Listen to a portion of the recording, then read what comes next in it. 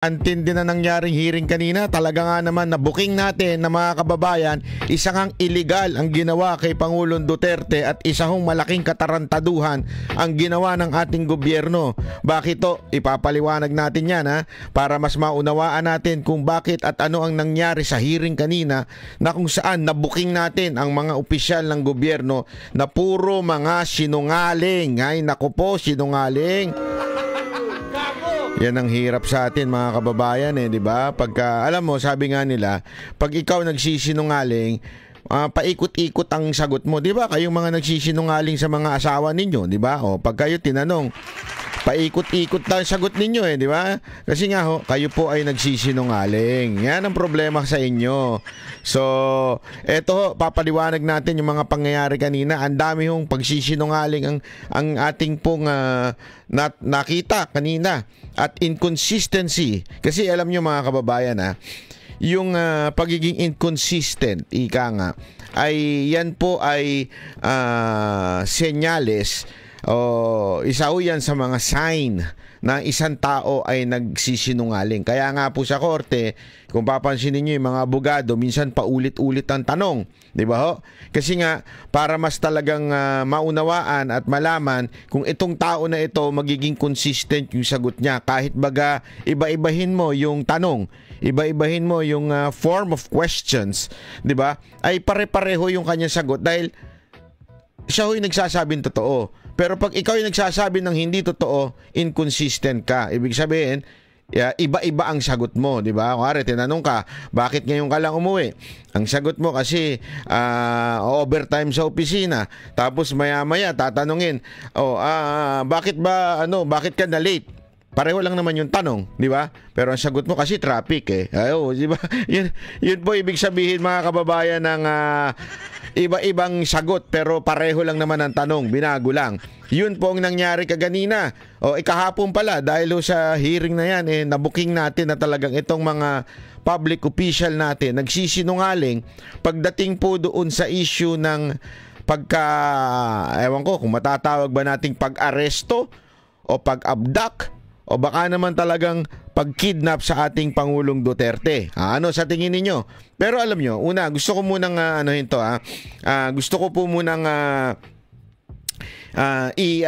sabihin sa inyo kasi yung mga kababayan, marami yung mga nagsasabi ako, nababasa ako na plastic yan si Amy Marcos kasi si Amy Marcos po ang gumawa ng hearing. Si Amy Marcos po ang nag-start ng hearing since siya po ang chairperson ng Committee ng Foreign Relations.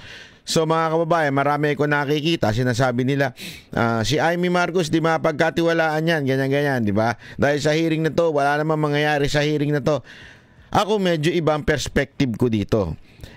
Alam nyo naman po ako ever since, hindi po ako Marcos, hindi ko kinampanya si Bongbong Marcos, lalong-lalo na yung kanyang kapatid, di ba ho?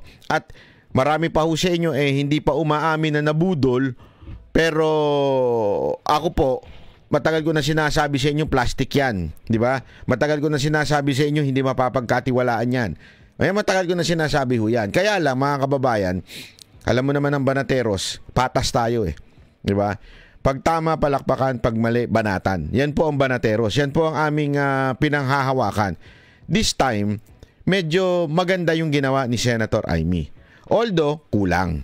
Maganda kasi in a sense, na-booking lahat ng kasinungalingan, na-booking inconsistent yung mga public official, mas lalong nalantad. Kasi noong una, nalantad, napukaw yung emosyon ng bawat Pilipino. Diba? Napukaw po yung emosyon ng bawat Pilipino na talagang ang ginawa ng gobyernong ito ay isang pagmamalabis kay Pangulong Duterte. But this time, mas lalong lumalim. Lumalim yung pagkaunawa ng bawat Pilipino na etong sila Marbil, sila Remulla, at kung sino-sino pa. Yung dalawang Remulla, yung magkapatid, at saka yung sino pa to, mga DOJ, Yusek. Sila ho ay talagang mga nagsinungaling, nagpapalusot, mas lalo pang lumalim na merong pang-aabuso maging sa kapulisan at lalong-lalo na po kay Torre. Although, sabi ko nga, okay sana pero kung ako yung senador na yon, hindi ako kung talaga yung senador na yon, minsan napapaisip talaga ako eh. Hindi walang biro. Kung ako yung senador na yun, contempt ko talaga silang lahat eh. Kasi sa kamara nga mga kababayan eh, di ba? Kahit tama yung sagot, kinukontempt eh. Basta hindi nagustuhan ng congressman eh. Dito, hindi lang sa mali yung sinagot, pero alam na alam mong nagsisinungaling. Alam na alam mong nagpapalusot.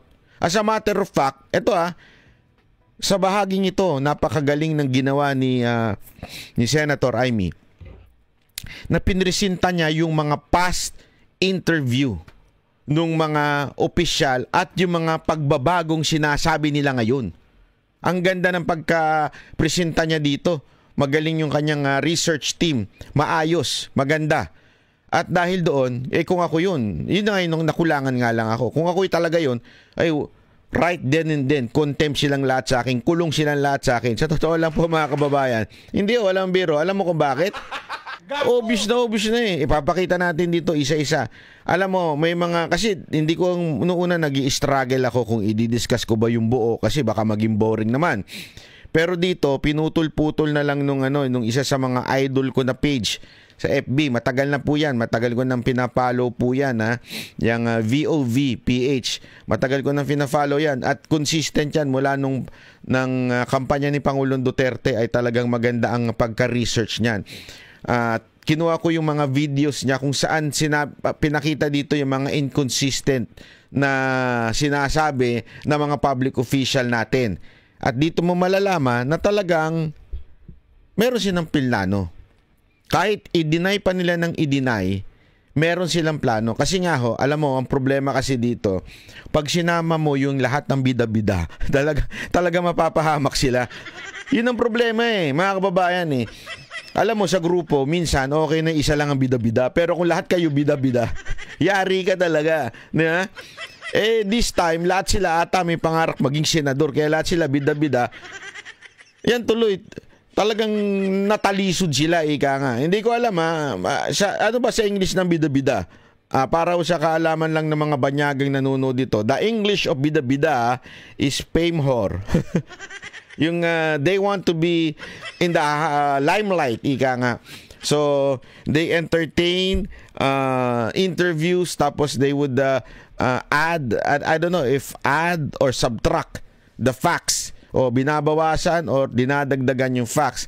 Ang problema, magkakaiba sila ng sagot, di ba? Magkakaiba sila ng sagot, nabubuking tuloy sila lalo. Yun ang matinding problema doon mga kababayan. Kaya panoorin po natin ito Maganda ho nating maunawaan at maintindihan po yung mga nangyari. Okay? Ito. Pasok. Ba't kayo masyadong nagmamadali? We are going, unang-una ma'am, ang reglementary period, mamalasin naman kami pag hindi namin ginawa. Mamalasin? Ano ito? Ano to? Mamalasin kayo pag hindi nyo ginawa. Dito binubuking ni Senator Amy na bakit dali-dali nyong itinakas si Pangulong Duterte sa Pilipinas, Bakit? Anong reglementary period? Anong period yun? The Article Dahil 125. sinabi na nga ni Executive Director sa ating PCTC na diffusion lang naman yun Wala nga commitment pinag-uusapan dun Wala nga red notice, pambira There is a warrant. Tagal na ni Arnie Tevez wala pa rin, di ba? Ba't kayo nagmamadali? Ano yung reglementary period mo? Yari siya, natarayan siya. Ano yung reglementary period mo? Feeling ko sa loob-loob nito ni Toreng, ikaw ang susunod kong aarestuhin. Sabi siguro niya kaya lang, ay, mali. Ano pala ito? Kapatid pala ito ng presidenteng sinusunod ko. Bago! Barado barado. Bring it to the SOJ, ma'am. If the SOJ wants to answer. Nagpa-rescue sa DOJ, hindi alam ang sagot. Hawa ka talaga, Brad. Sinasabi ko na sa iyo Yan ang mahirap sa atin pagka wala talaga tayo sa hulog Rescue! Hindi ba pwede kayo na muna? Mauna lang kayo, tapos sa si SOJ. Pwede. Okay, yan ang problema kay Senator Amy. Medyo lumalamya siya Okay na sana yung mga unang diin niya. Kaya lang along the way, lumalamya. Hindi ko nga alam kung talagang mahina lang siya, katulad ng kapatid niya. She's trying to please everybody. Kasi yun ang problema pag if you're trying, alam mo, ito sasabihin ko lang sa inyo, marami mga politiko dyan gumigitna. Marami dyan mga politiko gumigitna. Bakit kanyo? Kasi they're trying to please people so that they would get votes. Ang problema minsan na hindi nila alam, sa pagiging gitna nila, mas lalong wala silang napiplease. Di ba? Kaya nga mismo, meron yung tinatawag na biblical principle which is the lukewarm Christian. Ha? Ano ibig sabihin nun? You're neither hot nor cold. Hindi mo alam kung saan ang tayo mo. Di ba? Hindi mo maintindihan. Yan yung mga Christian na alam ang Biblia, alam ang lahat about Christianity, pero lukewarm. Hindi mo alam kung sino ba talaga sinusunod niya. Parang ganito din dito eh. Minsan ganyan to si Senator Amy. Minsan ito problema nitong Alin to eh.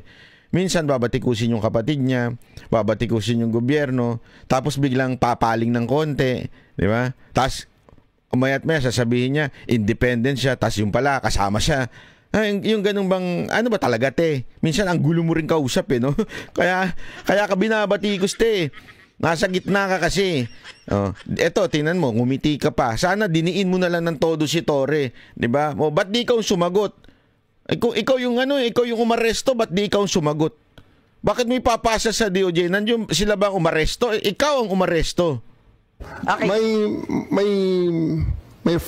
My main processes during the time is that I have implemented a warrant, and it is therefore the person is already arrested by virtue of a legal warrant, and Article 125 comes into play of the revised penal code, which is entitled delivery of persons legally arrested to the proper judicial authority, and I do believe at this point the judicial authority will be the ICC.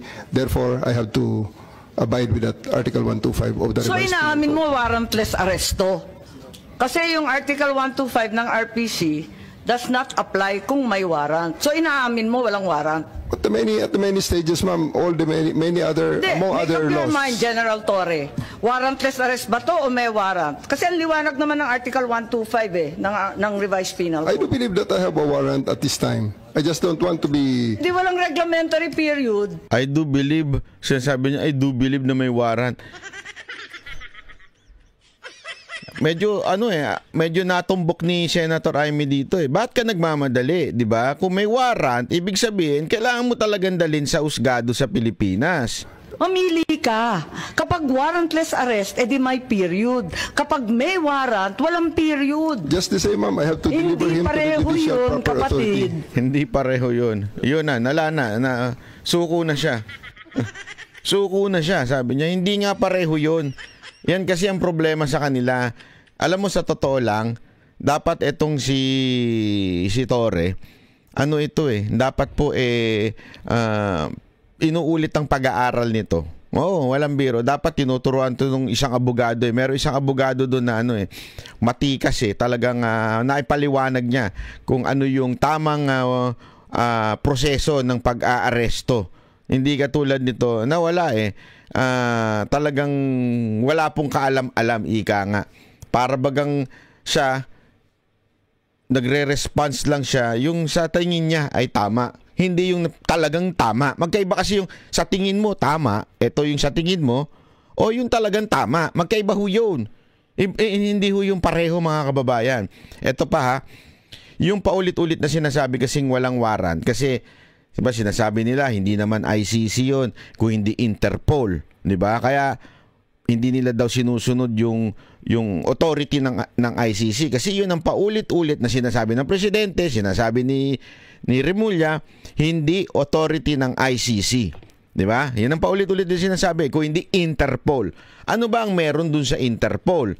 Ito yung sinasabing red notice, di ba? Ito yung ito. Ayan. Ang problema, mga kababayan, hindi po red notice ang nabuking din dito sa pagdinig na ito na walang red notice. Ano po ang meron? Yung diffusion o yung red diffusion. Anong ibig sabihin yan? Ayan, papakita ko sa inyo. Ayan yung pinagkaiba. Diffusion order at saka red notice nasa kaliwa. Di ba? Nakita nyo? Yung sa red notice, kitang-kita nyo naman, mapula-pula. sa kanan, wala. Di ba? Anong pinagkaiba nun? Okay? Ang pinagkaiba nun, ipakita natin para tanungin natin si ChatGPT kung anong pinagkaiba nun. Ayan po ang pinagkaiba nun. Interpol Red Notice. Definition, a request for law enforcement worldwide to locate a provision arrest person pending extradition. Request yan nanggagaling sa isang member state. Halimbawa, tayo bilang membro ng Interpol, pwede tayong humingi ng tulong sa isang tao, which is yung ginawa nga nila kay Tebes. Hinihingi nila ang tulong ng Interpol ng Timor-Leste para dakpin po si Tebes. Ito nga po ang matindi ho dito dahil sa wala pong politika na ina-apply sa Timor-Leste. Kaya nga, tandaan ninyo ang Interpol ay request. Okay? Ito po ay, tingnan nyo yung legal weight, not an international arrest warrant. But many countries treat it as a valid basis for arrest. Pero, ibig sabihin nun, hindi siya talagang international arrest warrant. Kung hindi papayag yung bansa na yun, yung gobyerno ng bansa na yun, walang magagawa ang Interpol. Okay? Yung public or private, mala na yan. Basta na lang natin yan. Ano lang naman yan yung Interpol Red Notice publicly available. Yung Interpol Red Diffusion, ano po yun? An urgent, informal, yan importante dyan, informal request. It is not a command. It is not a law. It is a request for the location and arrest of a suspect before a formal red notice is issued. Sa madaling salita, okay? Legal weight, less formal ito doon sa red notice. Okay? So yung red notice nga ay hindi batas, hindi law, hindi tayo obligadong sumunod agad-agad. Okay? Mas lalo na itong red diffusion. Okay? Ang titingnan nyo dito, yung issued by, ano yon? A member country directly to other countries via Interpol Secure Communication System. Sa madaling salita mga kababayan, itong sinasabi dito, isang membrong bansa mismo gamit ang secure na communication system ng Interpol. Ibig sabihin, since ang ICC ay hindi bansa, okay, hindi po bansa yun baka akala ninyo bansa ang ICC, hindi po. Merong nag-request para magkaroon ng red diffusion ng Interpol. At napag-alaman natin yan, di ba? Marami na ho nag-vlog niyan. That request came from our own government. How? Through media. Binibigyan nila ng idea ang Interpol. At may gumapang sa Interpol para magkaroon ng red diffusion si Pangulong Duterte para ngayon gagawin nilang dahilan na hindi kami sumunod sa ICC pero sumunod kami sa Interpol. Pero ang totoo niyan, merong nag-request. Pangalawa, even if this is less ang kanyang weight, ibig sabihin less ang demand ng diffusion, bakit natin sinunod? Sa madaling salita mga kababayan, eto lang kasimple yan. Paikot-ikutin mo na ang mundo ng gobyerno sa Pilipinas. Ginusto ni Marcos yung ginawa ng gobyerno. Hindi natin alam kung siya lang, si Marcos lang ba, o baka pati si Romualdez ay kasangkot. Ginusto nila at pinagplanuhan nila yan. Hindi pwedeng hindi. Kasi tingnan nyo anong nangyari? Yung kay Tebes, ayan yung bagong balita. Saktong lumabas. Ang galing nga talaga ng Diyos. Alam nyo ba, after the hearing lumabas ito? Etong nga, yung gabi lang siya lumabas. Anong nangyari? Pahiya, olat, si Remulla, si DOJ, siyempre siya ang secretary, di ba? Siya ang paulit-ulit na sinasabi niya, babalik na. O kaya nga yung mga media, nagabang pa kayo sa airport Babalik na yan si Tebes, ano na yan. Anong ginawa ng Timor-Leste? Ginrant niya yung appeal na i-block yung extradition. Sa madaling salita, ang Pilipinas humingi ng tulong sa Interpol sa Timor-Leste. Anong sabi ng Timor-Leste? Chotomate kudasay. Hindi. Iba yun. Ang sinabi ng Timor-Leste, sandali, pag-aaralan namin ito sa korte. Aayusin namin to. Hihingan namin ng panig ang inaakusa na si Tebes kung tapat pa naming i-extradite siya papunta sa bansa ninyo. Tandaan nyo, Pilipino si Tebes, and yet, hindi pumayag ang Timor-Leste. Nung nakita nila, syempre, nag-decide sila eh. Ayan, decided unanimously to grant an appeal. Ibig sabihin, mga kababayan, yung Timor-Leste, naiintindihan ang batas. Yung Timor-Leste, naiintindihan nila yung pwede lamang gawin nitong Interpol. Naintindihan niyo ibig sabihin? Oh, anong ibig pa?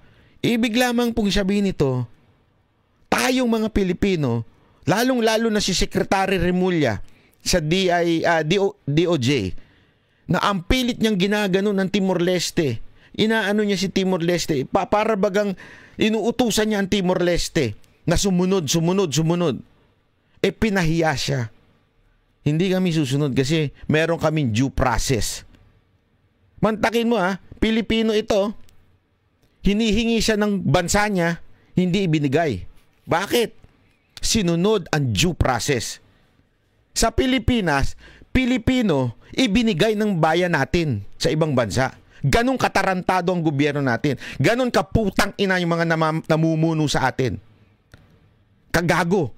Bakit? Mismong kalahi natin, wag na natin sabihin si Duterte ito, mismong kalahi natin, wala pang red notice, hindi pinadaan sa due process at binigay sa ibang bansa.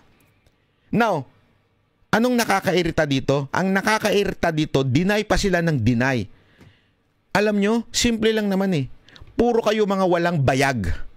Kayong mga nasa gobyerno sa Pilipinas, puro kayo walang mga bayag. Aminin nyo na lang, oo, gusto naming matanggal na si Duterte dito sa Pilipinas. That's it. Tapos ang usapan. Now, let's talk about legality. Eto kasi ngayon, deny pa kayo ng deny. Hindi naman namin sinusunod ang ICC. Hindi sinusunod lang namin Interpol na yan. Hindi nyo na lang aminin. Sa bagay, tama talaga si Duterte. Marcos is so weak. Hindi kayang panindigan ang mga desisyon. Kaya kailangan magpalusot pa, magtago sa palda ng mga kasamahan niyang mga sekretary niya. Ganon kahina ang ating, ewan ko, kinukonsider nyo pang presidente yan. Parang walang paninindigan Kasi kung, sabihin mo na lang, diretso mo, I want Duterte out of this country. Tapos ang usapan. Now, pag-uusapan na ng legality, hindi Ang dami nyo pang palusot. Yun ang problema dyan. Di ba ho? Yun ang sanang hindi maintindihan itong gobyerno to. Kaya tuloy nagkakaleche-leche kayo O, yan ang totoo. Kaya nagkakaleche-leche. O, ito maganda itong paliwanag nito. Medyo malalim ito pero ipapaliwanag natin para mas maunawaan natin kung ano ba talaga nangyari. Remulla, etong sinabi... Ay, sorry. Hindi pala yan. Ito. Ay. Ito. Sige. Yan na nga. Yan na. Ito na. The implementation of the... Sorry. Ito. Remulla, etong sinabi ni ASEC Nico Clavano, March 13th. May tinatawag po na competent judicial authority kung saan siya mismo ang mag-test na yung buong proseso po na dinaanan ng arrest ay tama. Ito po ay hawak-hawak ko po yung ating rule, Article 59, na kailangan dalhin yung person arrested sa competent judicial authority. So yun po yung naging papel. Kami po yung nagsilbing competent judicial authority. Po, yun talaga. Ang linaw nung sinabi niya. Kasi nga, dahil kailangan, tingnan niyo to first, they acknowledge Article 59. They acknowledge Article 59 na sinasabing kailangan iharap sa korte yung akusado bago siya ma-extradite. Aminado sila. Bakit?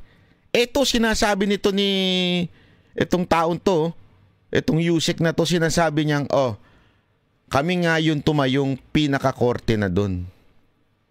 Kami na yung tumayong pinakakorte bilang doon sa Article 59 na yun. Kami na yun, DOJ. Hindi ko maintindihan kung saan kaya graduate ito, no? Saan kaya graduate na law school itong si Tutoy na to, no? Yung naging role namin, yung naging competent judicial authority. I'm sure that that was meant in a figurative manner, ma'am. Tapos sinagot pa. Mantakin mo, ha? Ang linaw na noon, sinabi niya, kami na ang tumata yung figurative na tapos biglang sasabihin nito, ano lang po yun, joke lang po yun. Diba, isipin mo, ang linaw na sinabi ni Tutoy, tapos biglang sasalbahin siya nung boss niya, na hindi, lang po yun, figure of speech lang yun. Yun talaga yung naging role namin, yung naging competent judicial authority. Yun ang role nila, competent judicial authority. I'm sure that that was meant in a figurative manner, ma'am. Ito naman si figurative manner. Sabi niya, wala yun. Wala yun. Ano lang yun? Joke lang yun. Ano lang yun? Parang wala lang. Gusto lang sabihin ni Clavano. Ang labo mo, Brad. Ang labo mo. Ang labo mo talaga. It's not meant literally. It's not meant literally. Anak ka ng wewe. Anak ka ng... Daldal nyo kasi. Yan ang problema sa inyo. Lahat kayo madaldal. Actually po, no, article Ayan na, inulit niya pa to, 59, yung section 2. Ayan na. It's not meant literally. Eto, pakinggan nyo, kinote niya pa, Article 59, Section 2. Eto. Actually po, no, Article 59, yung section 2, tama po yung binanggit niyo po, no, na kailangan promptly na dalhin yung na-arrest sa competent judicial authority. Yeah. Doon po tayo nagtatalo, no, yung competent judicial authority. Ngayon po, sa pag-interpret ng rule na yan, kailangan din natin maging practical. Dahil po, kung yung competent judicial authority ay may responsibility na mag-attest dun sa lahat ng nangyari sa warrant, sa pag-serve ng warrant of arrest, kailangan po talaga na yung tao na yun ay nandun buong time, diba? I mean, na witness niya talaga yung from start to finish. Pag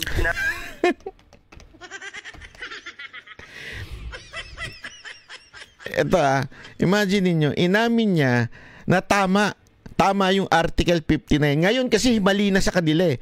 Ngayon iba na yung sa kanila, iba na yung rason nila. Ano na rason nila ngayon? Hindi na applicable ang Article 59. Bakit?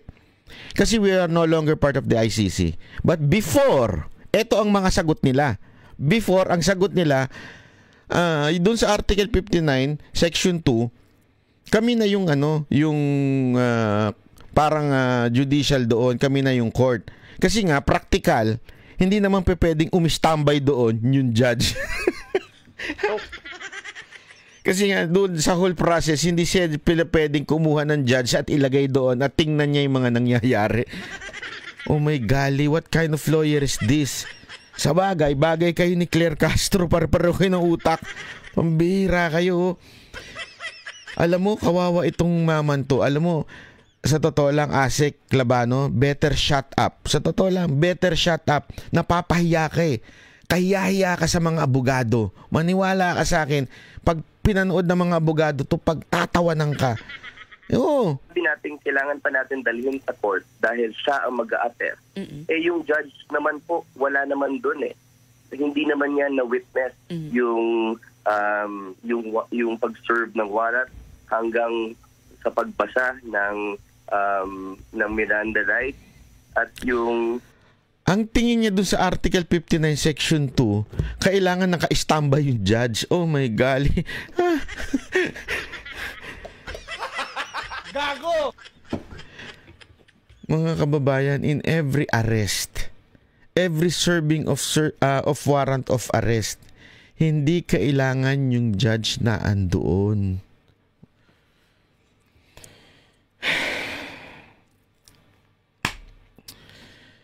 No-comment talaga ako sa iyo, bata. Bata, medyo ka.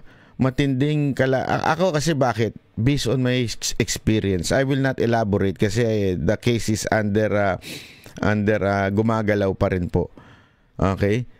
Pero alam ko ang maserba ng warrant of arrest.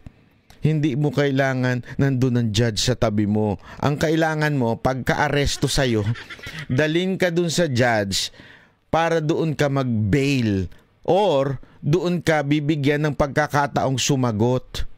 Yun yung Article 59, Section 2. Pagkuha sa'yo, dadalhin ka muna sa korte at pasasagutin ka. Bigyan ko kayo ng example. Ganun ang ginawa kay Tebes. 'Di ba? Nakita nyo, tandaan nyo, kinuha siya. Tapos anong kinuha sa kanya? Dinala ba siya ng Interpol sa Pilipinas? Kaya hindi nyo naiuwi si Tebes dahil sa katanga. Ayoko sabihin to pero sa pagiging incompetent nyo eh. Totoo. Kinuha si Tebes ng Interpol, hinuli siya. Nakita natin yun. All over the news yun eh. Tapos anong ginawa? Dinala siya sa court, hiningan siya ng panig, pinasagot siya, labanan ngayon ng legal ng court ng Timor-Leste at yung tayo, yung ano natin doon, naglalabanan sila doon. Bakit kailangan po, bla bla bla, ito na yung mga ebidensya, bla bla bla. Ayan na lahat. Oh. Naiuwi ba siya? Hindi. Bakit? Pinakinggan ng korte yung kanyang panig. Yun ang punto doon. Kasama ba yung korteng umaresto? Anak naman ng weteng Klabano. Klabano naman. Oh, tell me, Attorney Claire, kung hindi tama ito. Sige, tell me na fake news ito o hindi. Yan si Klabanong fake news. Proper process ay nasunod. So, sa tingin ho natin, yung interpretation nito, yung competent judicial authority, ay kasama na din po dyan ang prosecutor. Yung complementarity principle po ay papasok pag unwilling or unable ang Pilipinas or kahit anong bansa na mag-prosecute dun sa same crime. Yun. So parang naging judge na rin yung SOJ. Papayag ba kayo ng ganon? Yun lang ang tanong. Hindi po yun ang aming gustong sabihin dito.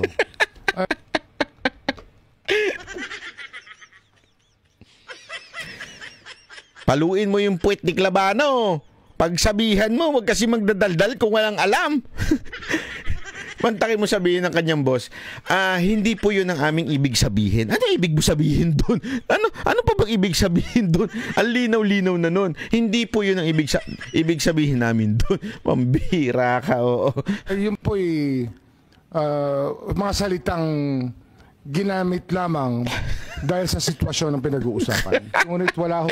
Ginamit lamang dahil sa sitwasyon ng pinag-uusapan. Ang sakit mo sa bangs, te. Ang hirap magpalusot, no? Ang hirap magpalusot. Ang hirap talaga ilusot yung mga problema nyong ganyan. Ang intensyon na sabihin kami po ay hukuman. Hindi po kami hukuman. Buti alam mo. Bakit yung tao mo hindi alam? Kawawa naman kayo.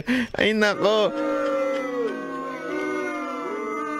Buti talaga alam mo yung mga tao mo. Ewan ko kung ayoko na lang sabihin tatanga-tanga pero ewan ko bakit ganun ang utak ng mga yun. Yusek Nick, ano po yung... Ito pa, isa pang ano to ha? Isa pa sa kanilang tao to.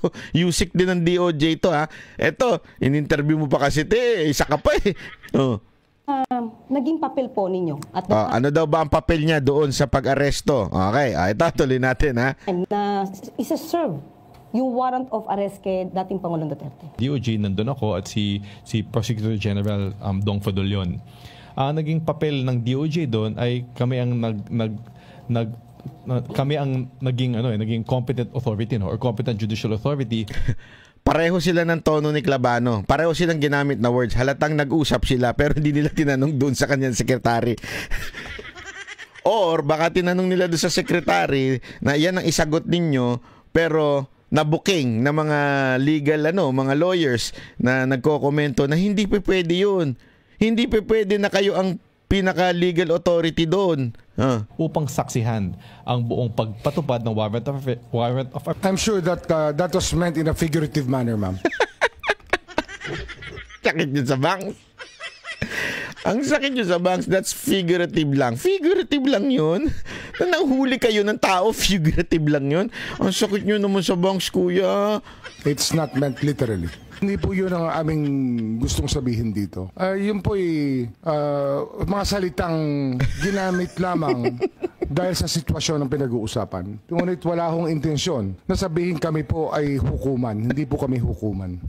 The revised penal code, which is entitled Delivery of Persons Legally Arrested to the Proper Judicial Authority. And I do believe at this point, the judicial authority will be the ICC. Kami ang naging competent authority or competent judicial authority. Po, yun talaga yung naging Magkakaiba sila. Si Torres, sinasabi naman niya, ako, naniniwala ako, may warrant of arrest siya. At ang competent na authority o yung judicial na nakakasakop nun, ICC. Ito naman, kami yun. Oh my gali. namin, yung maging competent judicial authority. Parang kailangan yata nila ng group chat. Iyon! Gago! Yun ang pangdiin doon, kailangan nila ng group chat. Hindi sila nag-uusap-usap, kaya nagkaganiritong pangyayari na to. Kaya nagkakalokohan tayo eh. Ang lupit nyo, Brad. No comment ako sa inyo. Ang lupit ninyo.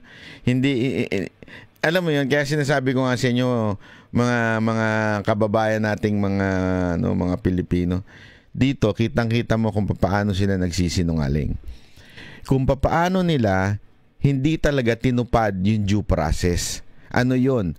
Na pag hinuli mo ang isang tao, dadalin mo sa local court, hindi sa DOJ, hindi yung USIC ng DOJ, hindi yung ASIC ng DOJ. Dadalin mo sa local court at doon bibigyan ng tsansa yung tao sumagot. Yung tao na patunayan sa sarili niya na hindi siya. At kung local law yung kanyang hindi warrant, doon siya pwede mag-bail, doon pasasagutin yung abogado niya. Dadalin mo talaga sa korte. Hindi mo pwedeng idiretso sa kulungan kaagad-agad. Ang bihira, oo. Ang tindi talaga ng natin, ng mga nasa gobyerno natin. Talagang binudol lang nga kayo ni Marcos, ha? Talagang yung ginagawa nyo pa ngayon, nambubudol pa kayo sa mga Pilipino. Buti na lang talaga, mautak din ng mga Pilipino eh. Kudos dito sa nag-edit nito si VOB at saka kaya nga sabi ko sa inyo, nagpapasalamat pa rin tayo. Ako, hindi ko iboboto pa rin si Senator Raimi, ha. Alam kong naglalaro yan. Pero gayon pa man, nagpapasalamat tayo dahil sa kanya, napatunayan natin na nagsisinungaling talaga to. Mga itong dito, lantaran na bubuking sila. Nagbubuking ko sila eh. Ito pa, isa pa papakita ko pa sa inyo, ha. Isa pang dahilan na nagsisinungaling sila. Ito, tingnan nyo naman. Yung kapatid naman. Ito, isa pa to eh. The implementation of the ICC warrant is beyond my mandate and I had no part in it. And may I also state for the record that I am not aware of any core group, nor am I a member of such group that allegedly planned and prepared for the arrest of former President Duterte. Hindi naman. It was a group effort. Secretary Anyo was there too. There was also no intelligence operation. Secretary Anyo, of course, his specialty is intelligence, so he was gathering all the information in his source, in his location.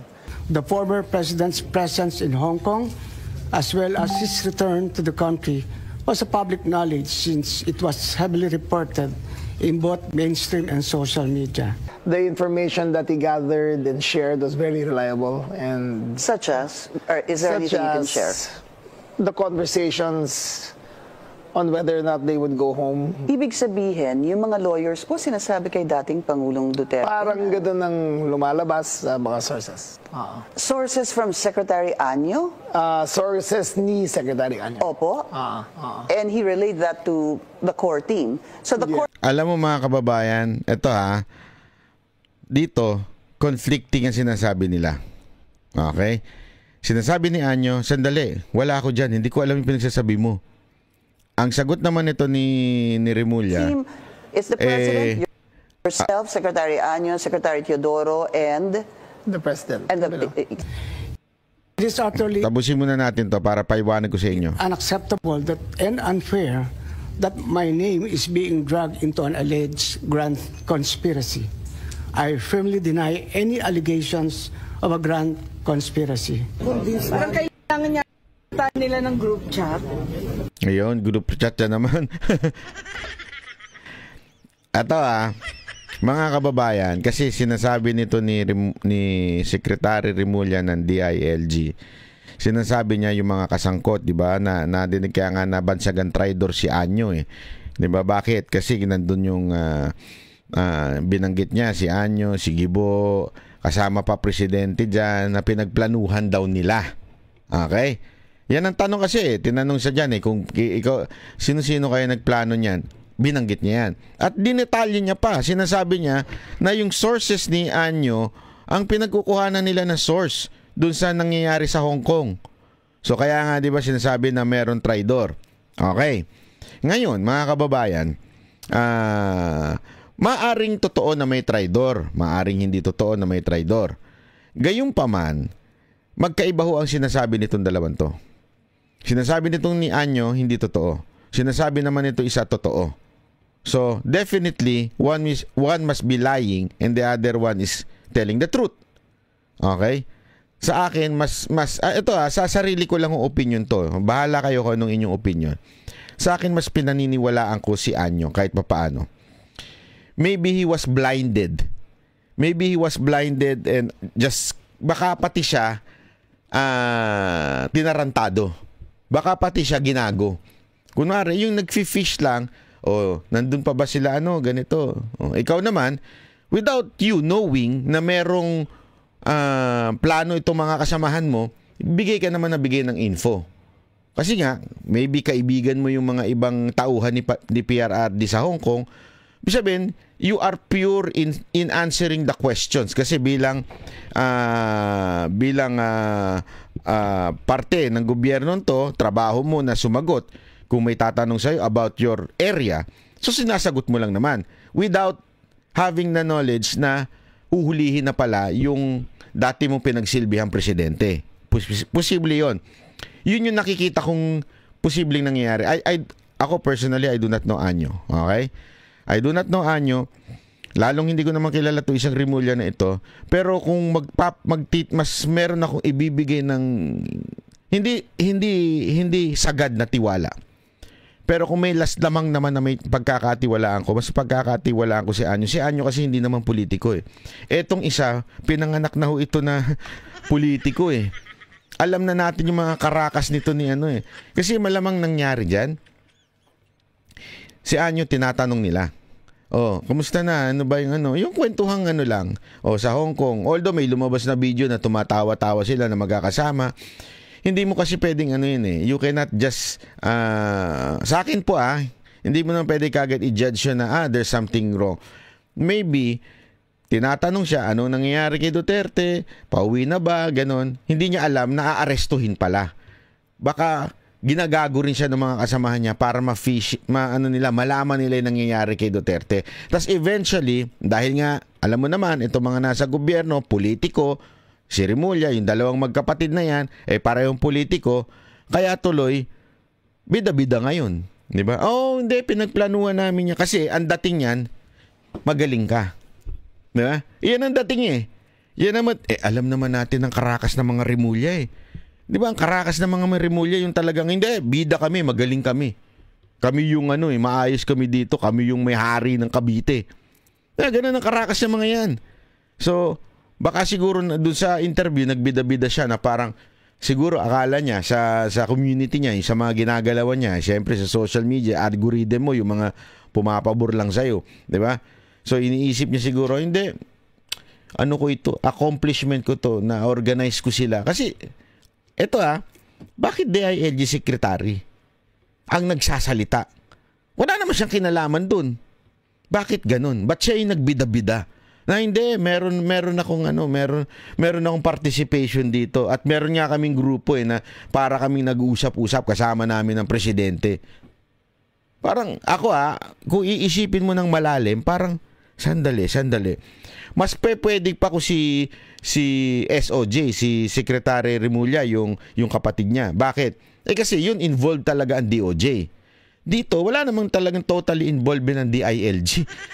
Bakit siya yung nagsasalita dyan at nagbida-bida? Tapos, nandamay pa. Di ba? Nandamay pa ng ibang tao. Yun ang feeling ko. You have different opinion. I respect that. You can be wrong and you can be right and I'm wrong. I respect that. Pero yun lang yung aking pananaw dito. Hindi ko kinakampihan si Anyo, ha. Pero wala kasi akong tiwala sa mga Rimulya. Yun ang totoo dun. Yun ang totoo. Kaya feeling ko para maging bida lang ito si nagbida-bida sa media para alam mo yun, para hindi ako yung kasama ako just nagplano eh. Yun na lang sa akin. Ito pa. Ito naman another issue ito. Ito pa na pabago-bago siya. That's a part of our planning process. Libo-libo ang minobilize na kapulisan, gumastos ang buong pamahalaan para lamang sa isang chismis galing sa Hong Kong. Sabi po ni Secretary John Vic na chismis lang naman ang umabot sa kanila. Hindi naman sila nakatanggap ng anumang katibayan eh. Ma'am, it's a standard, Madam Chair, it's a standard procedure ng Philippine National Police kay chismis. So we have to prepare and plan kung ano pong mangyayaring event. Yun. So kahit daw chismis, they have to prepare and plan. Mahilig talaga si Kuya sa chismis. Bakit kaya? Wala, no comment. Wala ako sinabi. Mahilig ka lang talaga sa chismis na PNP chief. No. 7,000 po? Base sa chismis? Wala kayong No, we don't have any record na 7,000. Yun ang pinagmalaki sa dyaryo. Hanggang dyaryo lang naman kami. Yun daw pinagmalaki sa dyaryo na may 7,000. Anak nun. Sino ba nagsabi niyan? Sino ba? Diretsuin mo, Senator Amy. Sino nagsabi niya na may 7,000 hinanda para aresto yung si Duterte? Meron na naman nagbida-bida. Kaya nga sabi ko sa inyo mga kababayan sala rin dito si Rimulya eh. Ma'am, wala po kami nilalabas ng ganong karaming tao. I guess it's more of pinapilaki. But I doubt with this number, ito lang po yung nilabas po namin tao. So, ilan ang minobilize ninyo kung sinasabi niyo labis-labis naman ang 7,000? Sa tingin ko, labis-labis. Isipin mo, chismis lang. Ma'am, based on the numbers, more... Nahulog siya sa patibong dito Medyo magaling ang tirada ni Amy dito Kasi sinasabi niya, hindi totoo kasi chismis lang pala yan. So, ang dami nyo namang minobilize na sa chismis. Hindi po namin minobilize yan. Konti lamang po yung minobilize. Talaga? Ilan yung minobilize nyo? It's a total of 156. 156 lang daw yung mga pulis doon. 156 pala, kuya. Sige. Yung namin. But sabi ko nga doon, it's just a normal procedure. So in the airport, we had 1,500 men. We didn't want a Ninoy Aquino scenario to occur. So we were... Sa airport pa lang 1,000 plus na. Kala ko ba 150? Ay na naman. Ay nako. Dito kitang-kita mo. Sino umiepal dito sa dalawa na to?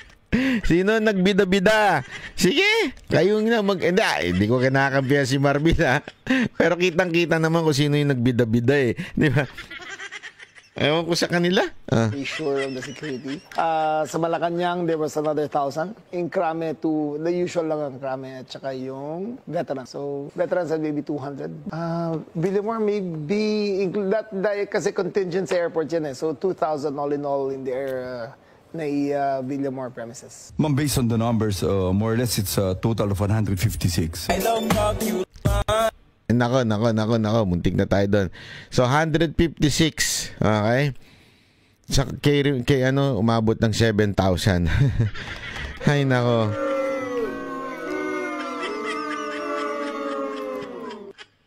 Alam mo talaga, kuya.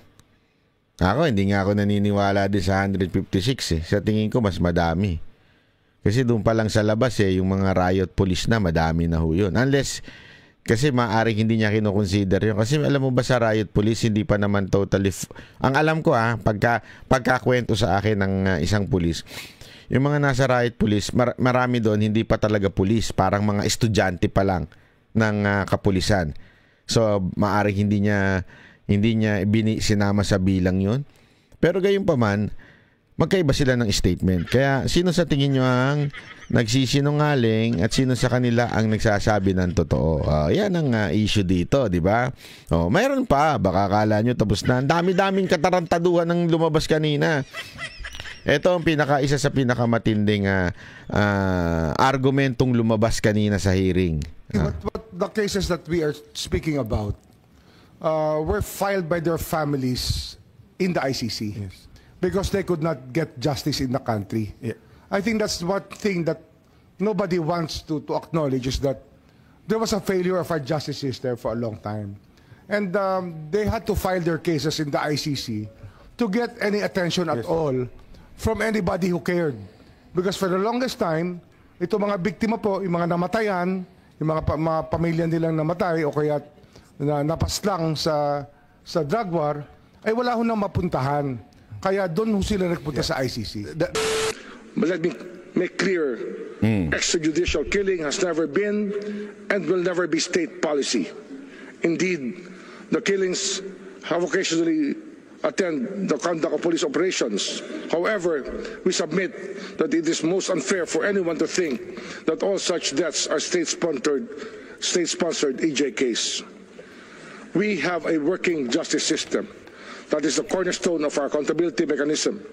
Our prosecutors and courts are ready, able and willing to prosecute anyone if the evidence so warrants. We at the Department of Justice, through our Witness Protection Program, are on the ready to handle and protect victims of and witnesses to the violent crimes, including EJ case. Yet, we draw the line, as any sovereign state must, when an international institution overreaches and departs from the boundaries of its creation. On this context, the Philippine government rejects the ICC's decision to resume investigations over alleged crimes committed during the anti-illegal drug campaign.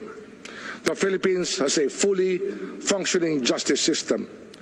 Under the complementarity test, the ICC therefore has no jurisdiction over Filipino citizens whatsoever. Yan malinaw yon. Malinaw yan, statement niya na yan. The ICC therefore has no jurisdiction over Filipino citizen whatsoever. Tingnan naman ninyo yung sasabihin niya sa hearing at yung palusot niya sa hearing. Tingnan niyo dito, over Filipino citizen. Filipino citizens whatsoever. Nobody wants to acknowledge is that there was a failure of our justice system for a long time. Kakala ko ba walang failure? Yung sinabi niya doon sa una, walang failure eh. Ayan di ba? We have a working justice system. Ayan we have a working justice system. Pero banda dito, sa kabila naman dito, sinabi niya we have a failure. Ano ba talaga, kuya? Papalusot pa? That there was a failure of our justice system for a long time. The Philippines that is under the jurisdiction. It is the individuals who are charged by the ICC which is under the jurisdiction. There is a distinction, ma'am. Sabi niya dito, ayan As non-members of the ICC and as a state, the ICC has no jurisdiction over us as a country. But over the individuals who may have committed crimes, the ICC therefore... Ang palusot niya dito, mga kababayan, ang ICC daw walang jurisdiction sa buong bansa. Pero individually meron. Lupit mo, Brad. Pero sinabi niya dati, the individuals who may have committed crimes, the ICC therefore has no jurisdiction over Filipino citizens whatsoever. So, yun malinaw na malinaw doon. Dati sinasabi niya walang jurisdiction sa bawat Pilipino. Sa bawat Pilipino. Ngayon, para lang mailusot yung pagkahuli o yung kanilang pagkuha at pagdala, bitbit kay Pangulong Duterte, sinasabi nila, walang jurisdiction sa bansang Pilipinas kasi we are no longer member of the ICC. Siyempre, pag kinontes yan sa hukuman sa Pilipinas, sasabihin lang nung kabila, hindi na tayo membro ng ICC, bakit nyo ginamit yung authority na yan? So, sasabihin naman nila, oo nga, hindi na tayo membro. Okay? So, hindi na pwedeng hulihin. Pero ano palusot niya? Pero, pag individual na ang sumuway, sila ay pwede ng gamitan ng ICC authority. Nakita niyo mga kababayan kung anong kabalastugan? Para lang mailusot o para lang ma-justify nila yung pagdukot kay Pangulong Duterte at bitbitin sa dahig. Sasabihin nila, walang jurisdiction pero individually meron. Paano nangyari yun? Ano ba talaga? Meron po bang authority ang ICC? Yes or no? Hindi mo pwedeng sabihin na, hindi, sa buong bansa wala. Pero sa mga Pilipinong nasa bansa, meron. Ano yun? Sino bang consist ng bansa? Di ba yung mga Pilipinong, individual Filipino? So hindi pwedeng walang jurisdiction sa bansa pero sa bawat Pilipino meron? Hindi pwede yun. Ano to? Lokohan tayo? Para mo sinasabing, hindi, di ba? Halimbawa, isang ordinansa. Sabihin mo, wala kaming ordinansang no helmet policy. Kasi kunwari, yung halimbawa lamang kasi may mga ibang lugar sa probinsya na bawal mag-helmet, di ba? Kasi nga para mano yung crime. So yun yung kanilang Tapos pag may pumasok doon na naka-helmet, sasabihin mo, mali. Sorry. Nagulan ako. Halimbawa, okay? Nagulan tuloy ako. Ang gulo kasi ni Remulla, kaya pati ko naguluhan na. Nasira na rin yung utak ko. Nagulo Hindi, kasi parang ganito lang yan. Ha? Hindi mo pwedeng sabihin na walang authority yung, kunwari, yung mayor. Wala siyang authority doon sa isang lugar. Kasi hindi na parte yun ng kanyang city. Okay? Pero sasabihin mo, may authority siya kasi may isang taga-city niya na pumunta doon sa kabila. Nagigets nyo? Hindi pwede yun. Kasi, ang tanong doon, halimbawa, yung mayor ng Maynila, may ordinansa sa mayor ng Maynila, okay, na iba yung ordinansa ng mayor ng Caloocan, hindi mo pwedeng sabihin na hulihin mo yung nandoon sa Caloocan kasi sasabihin mo, hindi, may authority kami doon kasi taga Maynila yun. Hindi na, kasi lumagpas na ng lugar nila. Lumagpas na ng Maynila, napunta na sa Caloocan. So kung ano yung ordinansa ng Caloocan, yun na mag-a-apply. Nagigets nyo? Hindi mo pwedeng sabihin na, hindi, pag taga Maynila, kahit pumasok ng Caloocan yan, yung ordinansa, kailangan niya sundin yung ordinansa namin mga taga Maynila. Hindi pwedeng ganun. Diba? Nagigets nyo? Parang sinasabi kasi ni Remulla dito, ang ICC walang authority sa atin. Pero yung individual, meron. Ang labo nun, Brad. Di ba? Ang labo. Kasi labo ng kwento ko. Nagigets nyo ba? Ang labo nun, Brad. Di ba? Hindi pwedeng ganun. Kaya nga, alam nyo mga kababayan, isang matinding katarantatuhan at saka kabalastugan ang ginawa ng gobyerno natin. Yan ang problema eh. Kasi bukas, pag-uusapan din natin yung isa pang, itong taon to, hindi siya political hindi rin siya maka-Duterte. As a matter of fact, sinabi niya nga doon sa kanyang unang intro, hindi niya binoto si Duterte. Kasi the grace po siya. Okay? Pero dito sinabi niya, there were illegal na nangyari. Mali. Yun ang kanilang sinabi niya. Bukas yan, pag-usapan natin yan. Mali yung ginawa talaga. Kasi ito, expert to sa Constitution, expert to sa international law. Lantaran niya sinabi doon sa Senate hearing na mali yung ginawa ng gobyerno natin.